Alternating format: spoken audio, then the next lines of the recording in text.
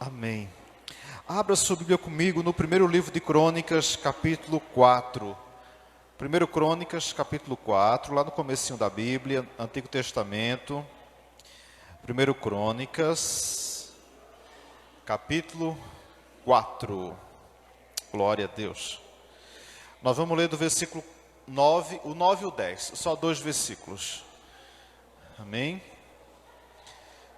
Eu acredito que todos nós, caso Jesus não volte daqui a 150 anos, os nossos bisnetos, tataranetos estarão aqui, não é? E é bem provável que nós seremos lembrados.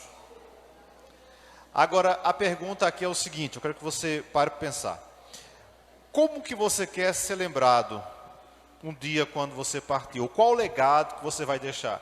Eu queria falar aqui hoje sobre um homem que a vida dele se resume a uma oração, irmã Poliana. Está vendo? Uma oração. Tudo que a Bíblia fala dele é de uma oração que ele fez. Mas foi uma oração muito importante.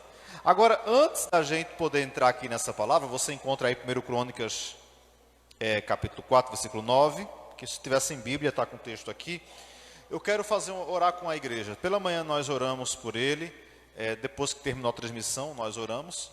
Mas como a sogra dele está assistindo lá e ela reforçou aqui o pedido, então eu queria orar com toda a igreja agora, com os irmãos. Tem um pastor, amigo nosso, eu tive com ele faz 2 semanas, faz umas quase 3 semanas. Uma visita bem rápida assim, nem tivemos muito contato, mas conversamos um pouco.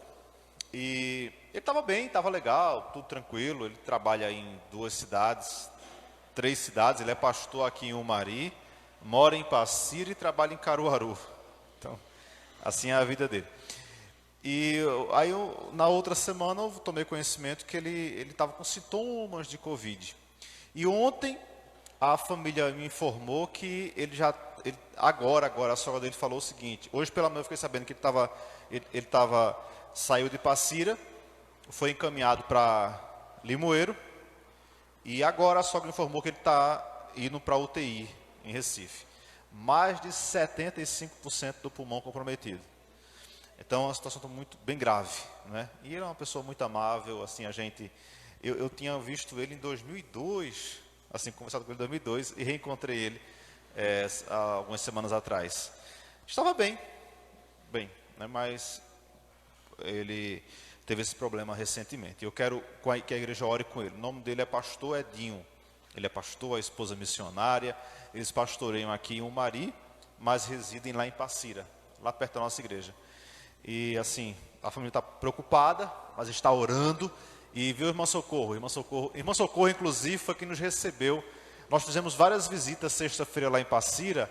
Aí no final do dia, Léo, ligaram para mim dizendo assim: vem aqui. Dani, né, que é a sogra da Irmã Socorro, falou: vem aqui na minha sogra, vem aqui fazer uma visita. Aí quando nós chegamos lá, mas tinha tanta comida lá, a gente comeu tanto, mas tanto, Antônio. O Raimundo, ele quietinho assim, sabe, ele fica assim no cantinho, assim, disfarçando, mas só comendo. Mas a gente comeu muito, quase que a gente perde a hora do culto, tanto que a gente comeu a tarde todinha. Mas foi uma tarde maravilhosa. A Irmã Socorro sempre nos recebe com muito carinho ali em Passira. Ela é uma grande mulher de Deus, né? Não congrega com a gente, mas é a nossa irmã também, é uma bênção. Deus abençoe ela e o ministério dela. E é sempre bom visitar a Irmã Socorro, tá? Mas vamos orar pelo pastor Edinho, bora? Onde você está, curva sua cabeça, vamos orar por ele. Pai querido, em nome de Jesus, nesse momento nós pedimos, intercedemos pelo teu servo, pastor Edinho. O Senhor sabe como ele está agora e nós pedimos que o Senhor vá agora ali, Senhor, naquele lugar. Não sei se ele já está no hospital ou se ele está no trânsito até o hospital, mas de uma coisa eu sei: os teus olhos estão sobre a vida dele, o Senhor está olhando, ele é teu servo, o Senhor sabe o amor que ele tem pela tua obra, há quantos anos ele serve ao Senhor, ele se dedica à tua obra, meu Deus. Por isso eu te peço, abençoa a vida dele, restaura, cuida, e que ele seja, ó Deus, tocado e tratado pelo Senhor. E que o mais breve possível, ó Deus, ele possa voltar para casa, ele possa, ó Deus, desfrutar da sua família, voltar à frente da sua igreja e cumprir a agenda conosco lá em Passira, para a glória do teu nome. Nós oramos assim, em nome de Jesus. Amém? Aleluia. Bom, irmãos, precisamos continuar orando, clamando ao Senhor. O mundo está em plena pandemia ainda, sabia?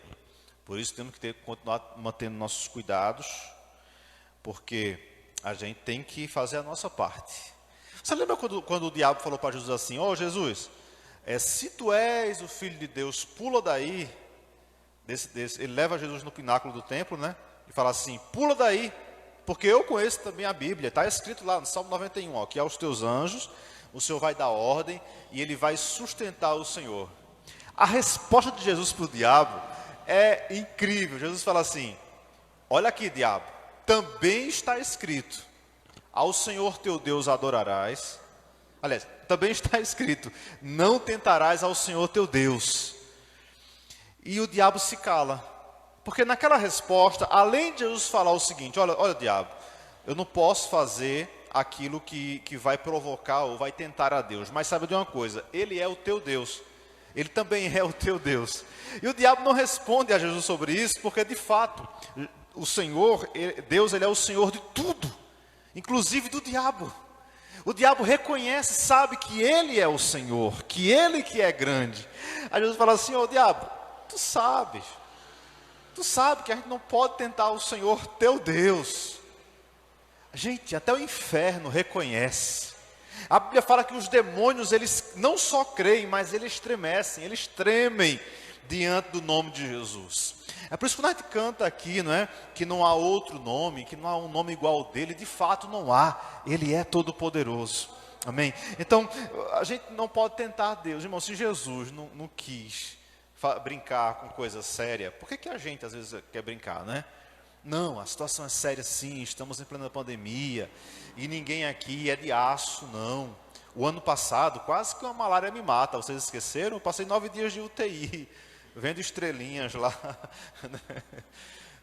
com uma situação bem precária, tomando sangue o tempo inteiro, né? 2 bolsas de sangue, um monte de aparelhos, por causa de um mosquitinho, tá vendo? Um pequeno mosquito.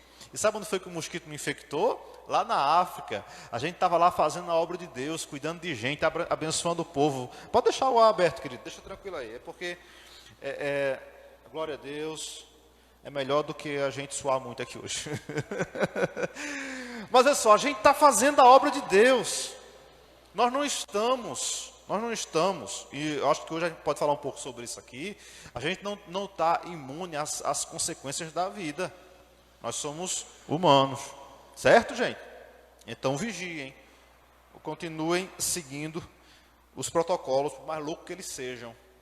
Eu fui na escola dos meninos semana passada e falei com a coordenadora, assim, conversando, ela falou: olhe, eu disse: por que meu filho não pode vir todo dia para a escola? Tem que vir um dia, no outro ele tem que passar o dia inteiro no computador. Ela disse: é porque não pode, assim, as cadeirinhas tem que ficar longe uma da outra.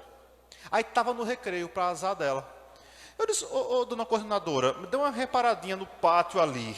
Os meninos se agarrando, se abraçando, cheirando. Aí, veja só, na sala de aula não pode sentar perto, né? Aí o meu filho tem que passar o dia em casa, porque não pode ir para a escola. Mas chega aqui no pátio, está tudo correndo aí, pulando. Então, uns protocolos assim meio loucos, né? Que eu sinceramente, falta paciência. Mas, se é para ser seguido, a gente tem que dar a César o que é de César, não é não? Amém? Porque senão, irmãos, o que está ruim sempre pode piorar. Vocês sabem disso, né? A gente já imaginou, daqui a pouco a gente tem que fechar a igreja de novo, fechar comércio, fechar tudo? E não brinquem não, o mundo jaz no maligno. E eu não boto muita fé em certos governantes que nós temos, não. 1 Crônicas, capítulo 4, versículo 9, diz assim, vamos falar sobre um homem de uma oração. Um homem que é conhecido, ele aparece na Bíblia só por causa de uma oração que ele fez. Diz assim, e foi Jabes, tem uma confusão aqui, né? Uma versão diz que é Jabes, a outra tradução diz que é Jabés. Jabes eu acho meio feio, né? Eu vou chamar Jabes mesmo. Então, vamos lá. E foi Jabes mais ilustre do que os seus irmãos. Ó, que coisa linda, hein? Ele foi mais ilustre do que seus irmãos. E sua mãe o chamou o seu nome de Jabes, dizendo: portanto, com dores dei à luz. Porque Jabes invocou o Senhor, Deus de Israel, dizendo: se me abençoares muitíssimo, e meus termos ampliares, e a tua mão for comigo, e fizeres que todo mal não me seja afligido, e Deus lhe concedeu o que tinha pedido. Vamos ler essa sentença aqui sobre a vida de Jabes, vamos lá. E Deus lhe concedeu o que tinha pedido. Já imaginou hoje se Deus... Se eu chego para você e na sua biografia está assim: e Deus lhe concedeu o que você havia pedido. Amém? Só cá você pegou isso, foi? Já imaginou se Deus hoje, se hoje você pudesse colocar assim, lá na sua biografia lá: e Deus concedeu a ele ou a ela, concedeu a fulano, a você, o que você lhe havia pedido. Seria uma bênção, não é? Sabia que Deus respondeu a oração até hoje? Feche seus olhos um instante. Pai, obrigado por essa tarde. Obrigado pela tua palavra. Eu te peço que o Senhor, ó Deus, de coração, abençoe o teu povo. E que através dessa palavra, muitas vidas sejam abençoadas aqui, em casa, pela internet, pelo mundo afora. Aonde chegar essa palavra, que as vidas sejam abençoadas para a glória do teu nome. Amém. Glória a Deus. Deixe sua Bíblia aberta, volta para o versículo 9 aí. Como eu falei, você pode passar pela vida e nela alguns fatos vão fazer você marcar a sua história. Veja bem, a vida, o que mais marca a gente são momentos ou palavras.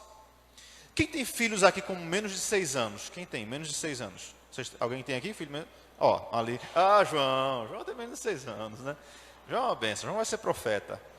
Olha, de acordo com a ciência, até os 6 anos é formado o caráter da criança ou do futuro adulto. Então, até os 6 anos, você consegue imprimir muita coisa na cabeça dele. Passando dos 6, já vai dar trabalho a você. Você vai ter dificuldade já de moldar aquele diamante, ou de esculpi-lo, né? Mas até os 6, muita coisa vai marcando. Com a medida que o tempo vai passando, muita coisa vai ficando assim um pouco irrelevante para eles. Por mais que você fale, eles não vão entender muita coisa. Então, durante a nossa história, existem momentos em nossa vida que nós vamos marcar a vida dos nossos filhos, de outras pessoas. Agora, por incrível que pareça, acredite nisso, o que mais marca não são os fatos bons da nossa vida, são os ruins. O que mais vai fazer o mundo lembrar da gente não são as coisas boas que nós fazemos. Sabia disso? São as coisas ruins que nós fazemos. Eu comecei a acompanhar essa semana eu gostei da nova roupagem que ele está usando, mas não vou nem falar o nome para vocês não me xingarem. Tem um político aqui no Brasil, de expressão nacional, que já governou o país, e ele está com uma nova roupagem nas redes sociais. Eu achei interessante, comecei a acompanhá-lo e interagir com ele. E sabe o que eu acho interessante? É que ele fez algumas coisas boas, mas uma atitude dele quase quebra o país. E fez até hoje ele ser odiado por muita gente. Se você olha todos os anos que ele governou, rapaz, o cara fez umas coisas muito bacanas. Já assim, ele fez coisas excelentes. Mas uma assinatura dele, um ato só que ele fez, matou pessoas. Gente até hoje não se recuperou. Fez muito mal à nação. E é por causa disso que até hoje, aonde ele vai, na entrevista que ele dá, até nas redes sociais dele, o pessoal entra para xingar e esculhambar ele, porque um ato, uma assinatura, fez mal a muitas pessoas. Então, tudo de bom que ele fez tornou-se irrelevante diante daquilo que não foi legal. Veja só, você pode fazer 1000 coisas boas, mas um ato errado seu pode colocar tudo a perder. Já percebeu isso? No trabalho, você pode acertar sempre, mas no dia que você errar, você vai ter problemas. Você pode ser lembrado pro resto da vida. por causa daquela falha, daquele momento ali. Na história é assim, casamento também é assim. Você está lá com 20, 10, 30 anos de casado, mas, especialmente as varoas, né, as irmãs são muito boas de memória, né? Às vezes nos 20 anos de casamento, o que você sempre vai conversar com um casal assim, e raramente o casal lembra de coisas boas, né? Geralmente, olha, faz 25 anos, né, que ele fez isso, ele falou isso, faz 30 anos que ele disse isso na minha cara, você não tem noção do que ele falou comigo. 30 anos se passaram, né? Mas eu sei que esse cara fez muita coisa boa ao longo da história, mas uma palavra errada ou um ato errado fez a pessoa, marcou ela para sempre. Esse rapaz aqui, o Jabes, eu acho interessante o seguinte, porque o versículo 9, a história dele toda resume-se em 2 versículos. E o 9 me ensina um pouco sobre ele. Diz que ele foi o mais ilustre dos seus irmãos. Agora, por que ele foi o mais ilustre dos seus irmãos? O versículo 10 explica, por causa de uma oração que ele fez. Mas mesmo ele sendo o mais ilustre dos seus irmãos, a vida dele começou péssima. Por quê? Porque esse nome Jabes significa, cadê aqui? Jabes significa aquele que causa dores. Irmãos, olha o nome do cara, aquele que causa dores. Por quê? Aqui diz que na hora do parto a mãe dele teve um problema. Aqui não diz qual foi o problema, mas ela teve muitas dores. Ou seja, ela sofreu muito. Se hoje em dia, às vezes é comum complicações no parto, com todo o equipamento que a gente tem hoje, né? Imagine há 2, 3 mil anos atrás. A mãe dele sofreu. E na hora do nascimento deu um nome a ele que acabou ele tendo que arrastar esse nome para o resto da vida. Você sabia que todo nome tem um significado, né? Tem um livro ali para ser emprestado, ele não está mais lá não, tá? Mas fala assim, acho que o tema do livro é um nome para o meu filho. Obrigado, Léo. Ou um nome, alguma coisa. É um livro inteiro de nomes e de significados, que é muito importante isso. Você escolher bem o nome para o seu filho. Sabia? Para a sua filha. E eu tenho um casal aqui, que ele cultuam pela manhã, que a irmã está grávida, né? Glória a Deus, está bem grávida, está no começo. Aí eu vejo que marido inteligente, ele falou assim, pastor, deixa eu levar esse livro. Eu quero escolher um nome para o meu filho. Leva, homem. Ele está lá escolhendo o nome para o filho. Ele não quer correr o risco de colocar um nome que vai trazer maldição para o filho dele, né? Então, não tem muito, eu não quero entrar aqui em detalhes aqui. Mas a mãe colocou um nome no menino assim, de acordo com a dor que ele causou. Eu imagino o Jabes crescendo em casa, e todo mundo que visitava, a mãe dizia assim, porque a mãe, se tem uma coisa que a mãe sabe fazer, geralmente é isso, né? É se lamentar. E a mãe dizia, ei, não sabe nada, quase que eu morro com esse menino. Mas me deu um trabalho para nascer esse menino. Rapaz, não, rapaz, eu tenho uma mãe e tenho uma mãe lá em casa também, né? Então, as mães têm esse dom, assim, né? De deixar os filhos sem graça, né? Não? Eu fui para uma cirurgia e voltei com a mãe de uma irmã nossa aqui. Na volta, a mãe contou todos os pecados dela, da infância dela, da história dela. Eu não perguntei nada, mas ela saiu contando todos os detalhes, como foi até o parto, o sofrimento que ela teve. Quase que a menina matava ela no parto. Pastor, aquela menina é uma bênção, quase que ela me mata, quase que eu morria na hora do parto. Ninguém perguntou nada a ela, sabe? Mas ela saiu contando, né? Tá bom, vai, desabafa aí, conta pra gente aí. E ela contou, mas tem nada não tem nada não. Deus é bom, tá vendo? No dia dela ter o filho dela também, quase que ela morre para ela aprender. Ela também sofreu muito. Bom, mãe tem dessas coisas, então escute. A mãe de Jabes colocou um nome nele que trazia dor. aonde ela andava, né? Acho que ela dizia assim, esse menino me deu um trabalho para nascer. Quase que morre eu e ele juntos. Agora vê, isso vai traumatizando o garoto, né? Só que Jabes foi inteligente. Ele cresceu. Ele fez, espera aí, meu nome não é muito agradável. A minha mãe sempre lembra que eu ia matando ela no dia do parto. Mas tem uma coisa. O que começa ruim, irmãos, não é obrigado a terminar ruim. A sua vida pode ter começado péssima, mas não é obrigada a terminar do mesmo jeito. Ela pode terminar uma bênção. É só você seguir a trilha de Jabes. Eu quero falar aqui hoje sobre a oração de Jabes. Vamos para o versículo 10. Olha a oração que esse homem fez. Por isso invocou, alguém está com a versão aí, Jabes orou, né? Jabes orou a Deus dizendo, muda a versão para mim aí, Carlos, só para facilitar aqui a minha memória, escolhe uma mais prática aí, pode ser aqui, ó. Mas Jabes orou assim ao Deus de Israel, olha a oração de Jabes, ó Deus, abençoa-me e me dá muitas terras. Algumas versões diz assim, né, aumenta as minhas propriedades, ou alargue as minhas fronteiras. Quem está com a versão aí, alargue as minhas fronteiras? Tem alguém com essa versão aí? Aí? Olha, Marinei, está vendo? Alargue as minhas fronteiras. Ou seja, Deus, eu quero crescer. Minha mãe me colocou esse nome péssimo, e ela passou a vida dizendo que eu quase mato ela na hora do parto, mas eu não quero morrer como um derrotado que ia matando a mãe na hora do parto. Eu quero que o Senhor alargue as minhas fronteiras. Deus, eu quero crescer, eu preciso avançar, eu quero prosperar. Irmão, sabia que não é pecado pedir a Deus para crescer? Não, não é pecado. O problema está na intenção. Porque por trás de toda oração tem uma intenção. Agora, o fato é que é o seguinte, a vida de Jabes não estava muito legal, mas o texto diz que ele orou ao Senhor. Diga assim, diga, ele orou. Viu que a oração faz muita diferença? E você, está orando ao Senhor ou está se conformando? É assim mesmo, está tudo ruim, mas é assim mesmo. Deixa assim mesmo, Jesus, vai lá. Não tem problema não. Tem sim. A sua oração pode mudar. A sua oração pode fazer a diferença. Esse rapaz aqui, ele falou assim, ele orou, Senhor, aumenta as minhas fronteiras. Deus, eu quero crescer, eu não quero ficar do jeito que eu estou. Eu estou desse jeito, mas não quero morrer desse jeito. Eu sei que o Senhor pode fazer algo por mim. Se eu fosse você, eu orava para Deus aumentar, alargar as suas fronteiras também. Eu orava para Deus levar você além, porque Deus tem prazer em abençoar os seus filhos, sabia? Você pode orar, Deus, que a minha empresa se expanda, cresça para a glória do Senhor. Deus, eu preciso chegar a alcançar esse alvo aqui. Deus, eu tenho essa meta aqui para alcançar. Eu preciso chegar nesse status aqui. Agora, irmãos, para quem não sabe aonde quer chegar, qualquer caminho serve. Já ouviu falar nisso? Você precisa ter convicção. Deus, eu sei que é esse o propósito que eu tenho para a minha vida e eu preciso avançar.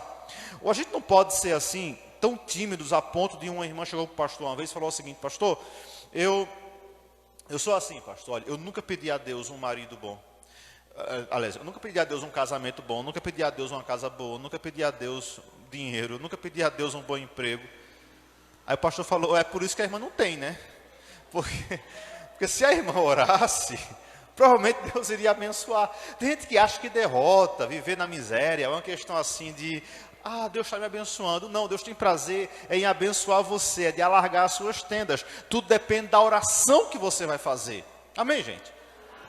Bom, gente, vamos ser sinceros, não? O pessoal fala assim, não, mas dinheiro não traz alegria. Você já viu um triste feliz, um liso feliz? Não tem, né? Quem aqui fica feliz quando está liso? Jesus, Senhor, obrigado, eu estou feliz hoje porque eu estou liso, não tem nada. Acabou o dinheiro. Está na metade do mês e o salário já foi embora. Você fica muito feliz em casa. Fica nada, irmão. Então, eu faço o seguinte, cai na real. O que vai fazer a diferença é o que está no seu coração. Se você for avarento, aí sim, é outra história. Se você tiver problemas com isso, se você for uma pessoa orgulhosa, aí Deus vai abater você. Mas Jabes foi inteligente, falou, Deus, eu quero crescer. O Senhor pode alargar minhas tendas? O Senhor pode aumentar as minhas fazendas? O Senhor pode abençoar a minha vida? E no finalzinho diz que Deus abençoou, Deus atendeu a oração de Jabes. Deus vai atender a oração que você fizer com sinceridade. E eu quero liberar uma palavra sobre a sua vida aqui hoje, em Isaías, capítulo 54, versículo 2, diz assim, alarga o espaço da tua tenda, estende o todo da tua habitação, não impeça, porque firma bem as tuas estacas. Deus quer que você alargue a sua tenda, ou seja, se prepare para o crescimento, se prepare para avançar, se prepare para crescer. Deus é contigo, amém? Você crê nisso? Aplauda bem forte ao Senhor em nome de Jesus. Aleluia, Deus é com você. Alargue a sua tenda. Já imaginou, gente, se há 2 anos atrás nós estávamos aqui no Coqueiro, era 3,70 para essa largura, se eu não me engano, 3,70, cartão bem apertadinho, não é? Nós poderíamos estar lá até hoje. Quando Deus abriu essa porta aqui, Aí a gente pensou, mas é muito distante, né? Quer dizer, não ser tão distante, mas é um pouco distante. A gente estava lá na Praça do Coqueiro. É distante, havia essas limitações, mas a ordem de Deus foi, aumenta a tenda, alarga a tenda, tem que alargar. Hoje nós não ia caber todo mundo lá dentro, se nós estivéssemos lá até hoje. E eu creio que Deus ainda vai alargar ainda mais aqui essa tenda para a glória de Deus. Mas tem que ter coragem. O aluguel daqui é o dobro do de lá. Aí vem o primeiro desafio. Deus, será que a gente consegue dar conta? A ordem de Deus é, alarga, aumenta a tua barraca, ou aumenta a tua tenda, alarga o espaço, não impeça. Deus quer te abençoar. Você já fez um curso, faça outro, amplie o seu conhecimento, amplie a sua visão. Ou seja, você precisa expandir. Por quê? Porque Deus, Ele tem prazer em te abençoar e Ele quer abençoar a sua vida. Porque Deus sabe que se Ele abençoar você, aonde você for, é o nome dEle que vai junto, é o nome dEle que vai ser glorificado. Amém? Agora, se você colocar Ele em primeiro lugar na sua vida, a bênção vai ser grande. Olha a oração de Jabes, volta para lá. 1 Crônicas 4:10. Ele fala assim: seja comigo, volta lá, isso, ok. Ó Senhor, abençoa com muitas terras, fica comigo. Em algumas versões diz, estende a tua mão, ou seja comigo a tua mão. É isso? Seja comigo, procura essa versão aí, Carlos. Seja comigo a tua mão. Olha que interessante. Ele está dizendo o seguinte: Deus, eu preciso que a sua mão esteja comigo. Olha que a tua mão e a tua mão não for comigo. Gente, sabe o que faz a diferença em nossa vida? É a mão de Deus sobre nós. Tem gente que fala assim, Deus está pesando a mão. Gente, Deus pesar a mão não é problema. O problema é Deus tirar a mão. Se Ele tirar a mão, é que é problema, Marineide. Deus está pesando a mão. Ainda bem que é Deus que está pesando a mão. Porque se fosse o teu inimigo, tu estava frito. É Deus que está... A ideia que eu tenho quando eu ouço alguém falar em Deus está pesando a mão, a ideia que eu tenho é aquele pai que anda com o menino. Hoje em dia não tem mais isso não, né? Porque os meninos de hoje tudo com gel no cabelo, né? O cabelo cheio de coisa. Mas os pais de antigamente andavam com os meninos com a mão na cabeça. Você lembra desse tempo, né? O gurizinho lá, 4, 5 anos, aí o pai botava a mão na cabeça dele assim, e ele saía assim com a mão na cabeça. A ideia ali, hoje em dia você vai fazer isso, o menino vai detestar você. Mas a ideia ali é de segurança, o pai está protegendo, né? E quando eu ouço isso aqui, é o seguinte, Deus está pesando a mão, eu imagino o seguinte, o pai apertando a mão do menino, na cabeça do menino, né? Ele apertando ali. Ainda bem que é Deus que está pesando a mão, gente. Agora, quer ver problema? É quando Deus tira a mão de cima da gente. É quando Deus recolhe a sua mão. Porque muitas vezes quando Deus está pesando, Deus está corrigindo, Deus está tentando mostrar a rota para a gente. Você quer ir para um caminho e Deus fala, não, por aqui, é por aqui que você tem que ir. Já viu isso? Né? Graças a Deus que a mão dele está sobre a nossa vida. Nós só estamos aqui por causa da mão de Deus. Você é o que é por causa da mão de Deus. É ela quem guia você. Gente, quando o povo saiu do Egito, Deus colocou uma nuvem sobre o povo. E o povo se movia de acordo com a direção da nuvem. Aonde a nuvem ia, o povo ia. Se a nuvem ficasse parada, o povo ficava. E o povo ficou anos parado, porque a nuvem estava lá. Mas quando a nuvem se movia, o povo desarmava a tenda, Antônio, e saía andando debaixo da nuvem. Ou seja, era a mão de Deus sobre o povo. Nesses 40 anos, diz a Bíblia, a roupa não envelheceu, o sapato cresceu no pé, o povo teve comida suficiente, Deus mandou maná do céu para sustentar o povo, Deus sustentou o povo. Sabe por quê? O povo estava debaixo da nuvem. Eles estavam lá sustentados por Deus. O segredo é ficar debaixo da poderosa mão de Deus, gente. Se você está debaixo da mão de Deus, então Ele está sustentando você, Ele está provendo você.